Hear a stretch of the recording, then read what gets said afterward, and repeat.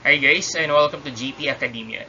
After discussing charges at rest or electrostatics, we will now focus on the case when electric charge moves. The concepts discussed here are useful later in our discussion of circuit analysis. Let us consider a charge dq passes through a point in space at time dt. Then a current can be defined at that specific point as the derivative of charge with respect to time as shown here. So we can express your current I, which is equal to dq over dt. It has a unit of amperes, where 1 ampere is equal to 1 coulomb per second. The current direction is positive in the motion direction of positive charges. Current flows through a conductor like a copper wire, through a vacuum. Same with the electron beam in your old cathode ray tube or TV tube or in a linear accelerator.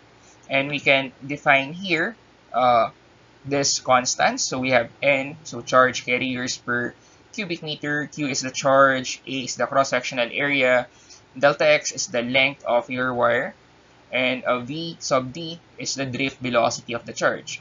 Thus, we have this change in charge, delta Q, which is equal to NQA V sub D delta T. And therefore, we can also define our electric current, which is equal to NQ V sub D A. Given a current in a conductor with cross-sectional area A, we can define a current density J, or this is the current per unit area, as J is equal to NQ V sub D, wherein V sub D is the drift velocity of the charge. In most materials, the current density is proportional to the applied electric field E, and therefore we have this expression J is equal to small sigma times E, wherein sigma is the conductivity of the conductor.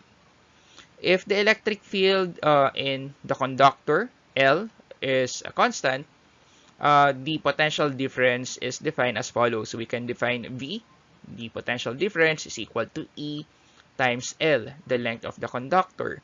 And since the current can be expressed in terms of current density by definition, so we have I is equal to J times A, we can write the following.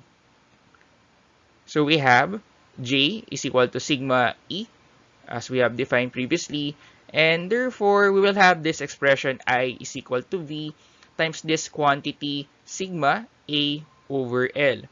And with this one, we can define the Ohm's law, V is equal to IR, wherein R is equal to 1 over sigma L over A, or this is just equal to this quantity here. We have rho, which is your resistivity, L, the length of your material or conducting material, over A, its cross-sectional area. Again, this is the Ohm's law, V is equal to IR, wherein R is the resistance in ohms. So this is the ohm symbol. And the value of the resistance R depends on the size, shape, type of material, and temperature. On the other hand, resistivity, rho, is just the inverse of the conductivity, sigma, with the units of ohms, meter. Resistivity depends on the type of the material and the temperature as shown in the equation. We also have this expression for our resistivity, wherein rho naught, this one, is the resistivity at temperature T naught. And the alpha here is the temperature coefficient. And this alpha is always positive for metals, while this is negative for semiconductors. Last, we have the electric power.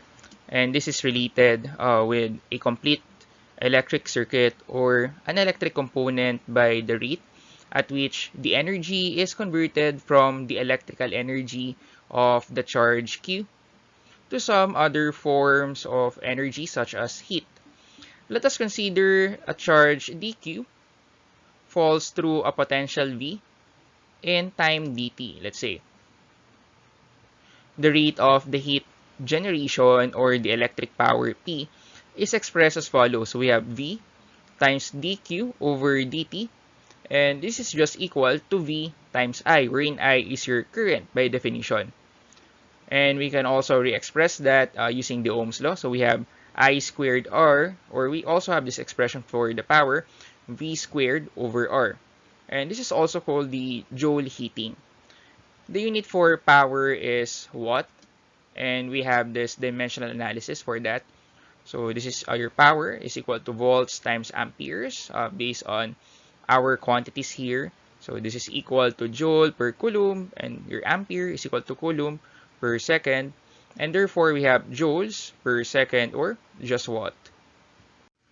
In summary, current can be defined at that specific point in space as a derivative of charge with respect to time. Resistivity is just an intrinsic property of a material and a measure of how strongly a material opposes the electrical current flow. Resistance is a measure of how difficult it is to pass current through a certain component, and actually it is dependent on the resistivity. The Ohm's law states that the current through a conductor between points is proportional to the voltage across it. Last, electric power refers to the rate at which energy is converted from the electrical energy to other form. And that's it for this lecture. Hi! If you have learned something in this video and you like my content, please consider subscribing my YouTube channel, GP Academia. See you in the next video.